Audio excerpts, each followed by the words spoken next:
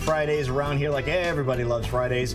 We especially love it because it means it's time for some great food with that lady, Wini Moranville, who is joining us live in studio. It's great to be here. Now, love when you're here. Well, as you know, normally I'm in the kitchen, but today I thought it'd be good to come in and tell you about 5 things that are really important for every food lover to know on the local food scene. All right. And the first thing is La Quercia. You know La Quercia? Right. The Norwalk producers of cured meats, right here in Iowa, stone's throw from Des Moines. They won a Good Food Award out in California. This is a huge national award. It goes to products that are not only really good, but are also sustainably raised and good for the environment. So, and there's Herb and Kathy. We've had Herb on the show. I was going to say, he's been in our kitchen before. And we got to get Kathy because she's like one of the best cooks in the world. Oh, really? Right. They are great people, and they just make Iowa so proud, and they are rock stars on the national culinary scene. They take it very seriously and have some incredible meat. Where can you typily purchase their products? This is, you can get their regular prosciutto just about everywhere. Okay. I mean, I shouldn't say everywhere. There are a couple stores, but you can get it at national markets as well as local places. But this is spec. This is what they won the award for. They've won lots of awards for that's a prosciutto. particular kind. Right. And I'm going to have you take a smell and or taste and smell and tell me it looks like prosciutto, but there's something different. That's a little bit different about it. It has the smoky smell. Smoke. It's smoked. And regular prosciutto is usually not smoked. Really? It's just completely salt cured. Or cured. Yep, it's salt cured. This is salt cured and lightly smoked, cold smoked.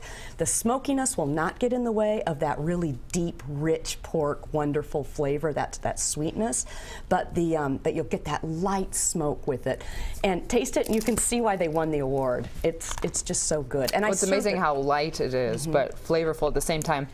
For people that aren't familiar, kind of explain prosciutto in the first place. Prosciutto is basically it's a ham, but it's been cured by just rubbing a lot of salt on it. And so what happens as they cure it, the ham shrinks and becomes just intensely flavorful. It tastes like a bacon fillet. There you go. It is. That's what it tastes like. That is exactly right. So the intense flavor, you don't need to pile it on because it's just intense flavor. A great little bite. About how long is the process like something like that take? I think we should have her back in here. I'd say about a year, but I'm not 100% sure. Don't quote me on that. Yeah, Herb and Kathy plan on coming back over. We have questions. Definitely. But a lot of time and love to create something like that. He went to Parma, Italy, and studied how to do this.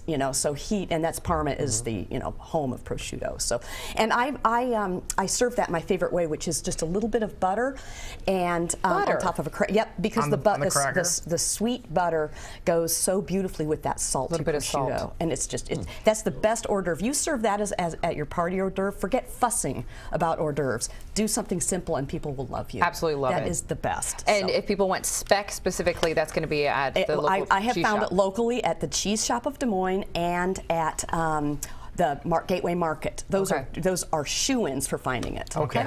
So, what else do we need to know for our foodie in town? This is huge. The American Cheese Society is going to be held in Des Moines. Now, it's the annual conference, July 27th through 30th. People, if you are planning your vacations, you'll want to do a staycation for this. This is huge. This is 1,200 purveyors or makers of cheese coming to Des Moines. 1,200?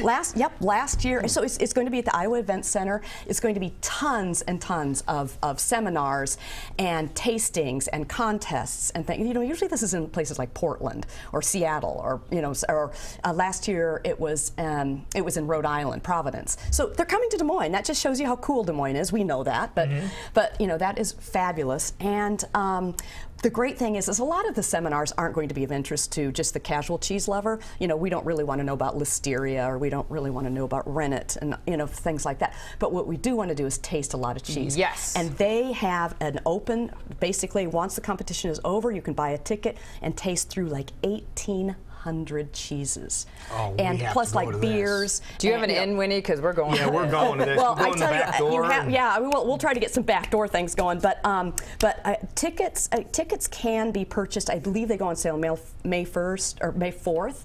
Watch the American Cheese Society. And you'll let us know about it too. I will. Okay. I think it's going to be the biggest deal. It's so cool. And even if you don't go to that, CJ Beanert at the Cheese Shop is going to be doing a block party.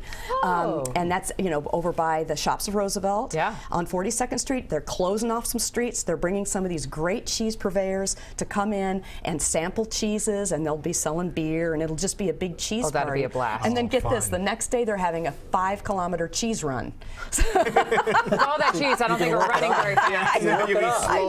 I know. So there's just going to be a lot of, just a lot of fun things going on. I would imagine some restaurants will try to tie into that. Maybe just do some cheese dinners, I would think. I'm so excited about that. What else we have on our list? All right, and speaking of cheese, I just, can't wait until summer to get your great cheese fix. A couple local restaurants are doing fondue. And fondue, if you've forgotten, if you've ever tasted fondue and thought, what is the fuss all about? This is not that big of a deal.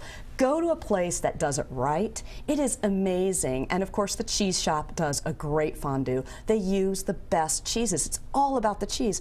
Too often in America, we use like your supermarket Swiss, which is good for some things. Or your Velveeta. Right. But if you use a great artisanal Alpine cheese, the cheeses that, fondue is from Alpine territories.